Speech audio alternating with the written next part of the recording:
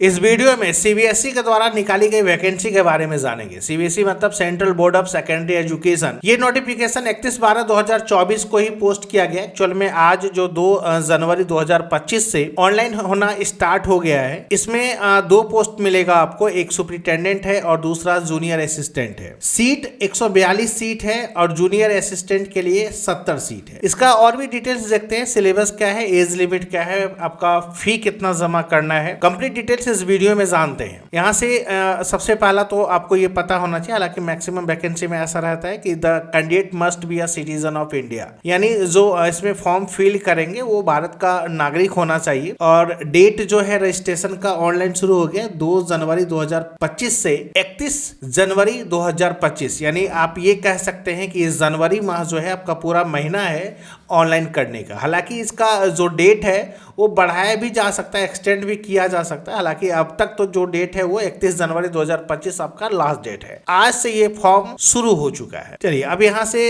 इसका जो क्या है डिटेल्स और भी हम देख लेते हैं। अब इसके बाद इसमें देखिए इसका जो एज है, अपर एज का लिमिट रखा गया है, जिसमें मिनिमम एज आपका 18 साल है और जिसमें कुछ छूट भी दिया गया एज में। अगर ST SC है जिसमें 5 साल आपका छूट दिया गया है। OBC जिसमें आपका नॉन क्रीमी लेयर है तो 3 साल। इसके अलावा PWBD अनरिजर्व जो है इंक्लूडिंग वोमेन आपका इसमें 10 साल है, इसमें 13 साल है ना, इसमें 15 साल है। ऐसा करके जो है ना एक्स सर्विसमैन के लिए कुछ छूट दिया गया है। इसके अलावा वोमेन 10 साल है। ठीक है, अब इसके बाद हम लोग इसमें जो पोस्ट है ना उसका जो क्राइटेरिया है, जो क्वालिफिकेशन होना चाहिए वो देख लेते हैं। जैसे सुपरिटेंडेंट पोस्ट के लिए अगर आप फॉर्म फिल करेंगे तो आपका क्वालिफिकेशन जो है बैचलर डिग्री होना चाहिए रिकॉग्नाइज्ड यूनिवर्सिटी से, या उसका समकक्ष होना चाहिए। और इसके अलावा वर्किंग नॉलेज होना चाहिए कंप्यूटर पे, जैसे कंप्यूटर पे काम करने का, जैसे विंडोज, MS ऑफिस। इसके अलावा जो बड़ा जो डेटाबेस होता है उसको हैंडलिंग करने का, इंटरनेट का, इन सब का नॉलेज आपको होना चाहिए। और इसका एज जो दिया है आपका 30 साल। इसका जो एग्जाम का जो मेथड होगा, जैसे TR1 में MCQ बेस्ड आपका एग्जाम होगा जो प्री होता है, और दूसरा TR2 में ऑब्जेक्टिव टाइप क्वेश्चन होगा जिसमें डिस्क्रिप्टिव टाइप भी होगा, रिटन मेन एग्जामिनेशन। और उसके अलावा ए टाइपिंग स्पीड ऑफ 35 वर्ड पर इंग्लिश टाइपिंग आपका 35 का होना चाहिए। इंग्लिश टाइपिंग आपका 35 का स्पीड होना चाहिए और हिंदी टाइपिंग आपका 30 का स्पीड होना चाहिए, मतलब 30 वर्ड पर मिनट, यानी 1 मिनट में आपको 30 शब्द हिंदी का टाइप करना है और 35 शब्द जो है आपका इंग्लिश का टाइप करना है। दूसरा जूनियर असिस्टेंट की अगर हम बात करें तो इसमें आपका क्वालिफिकेशन 12 है। ठीक है, यानी इंटर पास होना चाहिए रिकॉग्नाइज्ड बोर्ड या यूनिवर्सिटी से। और इसका जो टाइपिंग स्पीड है 35 वर्ड पर मिनट इंग्लिश में और हिंदी में 30 वर्ड पर मिनट। टाइपिंग स्पीड दोनों में सेम रखा गया है। और इसका जो एज दिया गया है अब 18 से 27 साल, उसमें इसका एज 30 साल था। जूनियर असिस्टेंट में एज आपका मैक्सिमम 27 साल दिया हुआ है। इसका जो मेथड क्या है एग्जामिनेशन का, जो प्रोसेस होगा TR1 होगा जिसमें MCQ बेस्ड एग्जामिनेशन, और इसके अलावा टाइपिंग स्पीड ये सब सारा होना चाहिए। चलिए अब इसके बाद क्या है कि the candidate should possess essential qualification at the time of submission of online application. जो भी फॉर्म फिल करेंगे ऑनलाइन एप्लीकेशन ऑनलाइन ही आपको करना है, ऑफलाइन का प्रोसेस तो नहीं है। और जो कैंडिडेट होगा अपियरिंग इन फाइनल ईयर या रिजल्ट ऑफ फाइनल एग्जामिनेशन वो अप्लाई नहीं कर सकते। जैसे मान लीजिए अभी आप फॉर्म फिल कर रहे हैं और अभी तक आपका जो अपियरिंग में है, अभी तक आपका फाइनल रिजल्ट नहीं मिला है तो इस फॉर्म को अप्लाई नहीं कर सकते। जिसके पास पूरी तरह ग्रेजुएशन का डिग्री होगा, इंटर का डिग्री होगा, वही लोग इसको अप्लाई कर सकता है। एग्जामिनेशन फी क्या है, जो अनरिजर्व है, जो जनरल कैटेगरी है, OBC या EWS जो है उसके लिए 800 रुपया है पर पोस्ट, दोनों पोस्ट के लिए 800 रुपया। और बाकी SC ST PWD इन सब के लिए जो है ना, वुमेन है या डिपार्टमेंटल कैंडिडेट्स है, इन सब का नील है, मतलब इन सब का आपका एग्जामिनेशन फी नहीं लगना है। और इसके बाद मोड ऑफ पेमेंट, ये तो ऑनलाइन मोड आप करेंगे। एग्जामिनेशन का जो स्कीम होगा, जो एग्जामिनेशन कैसे होगा, तो ये आपका देखिए पहले क्या है, टेस्ट जो इसमें होगा, जो TR1 होगा ऑब्जेक्टिव MCQ टाइप में, इसमें आपका जैसे पार्ट 1 में करंट अफेयर, जनरल अवेयरनेस, ठीक है, नंबर ऑफ क्वेश्चन 30 होगा, टोटल मार्क्स 90 है। इसके अलावा पेपर 2 में आपका जनरल मेंटल एबिलिटी, जो रीजनिंग वगैरह बोलते हैं, उसमें आपका 30 क्वेश्चन होगा, इसका भी मार्क्स 90।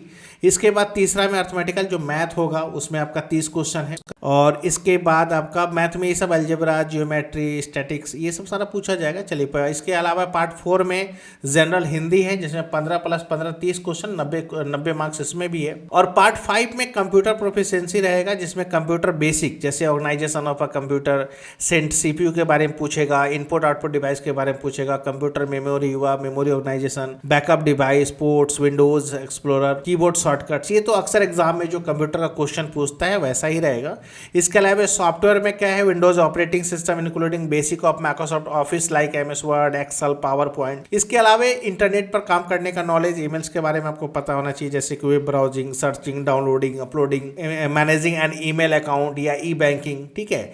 और इसके अलावा basic of networking and cyber security है, ठीक है। नेटवर्किंग डिवाइसेस एंड प्रोटोकॉल्स है, network and information security threats like hacking, virus, worms, trojans, ये सब सारा जो है आपका इंटरनेट का पता होना चाहिए, ठीक है। मतलब ये पूरा पार्ट 5 में आपका कंप्यूटर, जिसमें 30 क्वेश्चन है और इसका भी मार्क्स जो है आपका 90 रखा गया है। टोटल आपका 150 क्वेश्चन होगा, 450 नंबर। ये रहा आपका TR1। इसके बाद TR2 में जो है ऑब्जेक्टिव टाइप OMR बेस्ड होगा, जिसमें डिस्क्रिप्टिव भी है, जिसमें करंट अफेयर है, जिसमें देखिए number of question 10, total marks 30 और नंबर ऑफ क्वेश्चन है 4, इसमें टोटल मार्क्स है 20, मतलब ऑब्जेक्टिव में और डिस्क्रिप्टिव टाइप में, ठीक है। इसके बाद ये सब सारा सिलेबस है, देख लीजिएगा क्या क्या चीज़ पूछा जाएगा, है ना। और इसके बाद अब आपका होगा जूनियर असिस्टेंट के लिए। जूनियर असिस्टेंट में भी देख लीजिएगा, इसमें भी आपका जो है TR1 होगा, इसमें तो TR1 ही है, जिसमें आपका part 1, part 2, part 3, part 4, part 5, इसमें भी वही सब सारा है, लेकिन इसमें क्वेश्चन जो है थोड़ा सा कम है। उसमें 150 क्वेश्चन था, इसमें 100 क्वेश्चन ही है, ठीक है। टोटल मार्क्स कितना है, 300। और इसका जो टाइमिंग है वो आपका 2 घंटे का टाइम दिया गया है। और इसके अलावा choice of medium of question या एग्जाम पेपर्स, जो आपका एग्जाम पेपर होगा वो medium of examination will be bilingual, मतलब दोनों लैंग्वेज में होगा, both in Hindi and English, मतलब दोनों भाषा में होगा। और ये जो आपका पोस्ट है पहले ही हम बता चुके हैं, पोस्ट कोड है, ध्यान रखिएगा, फॉर्म भरने के दौरान देखना होता है। सुपरिटेंडेंट है और जूनियर असिस्टेंट है, ठीक है। लेवल TR1, TR2, जिसमें कि आपका सीनियर सेकेंडरी, ग्रेजुएशन, और सीनियर सेकेंडरी में जो है आपका, इसमें जो जूनियर असिस्टेंट है इसमें तो सिर्फ आपका इंटर पास ही है, उसमें ग्रेजुएशन मांगा है, इसमें इंटर पास मांगा है, ठीक है। और ये criteria for short listing and final selection of the candidate है।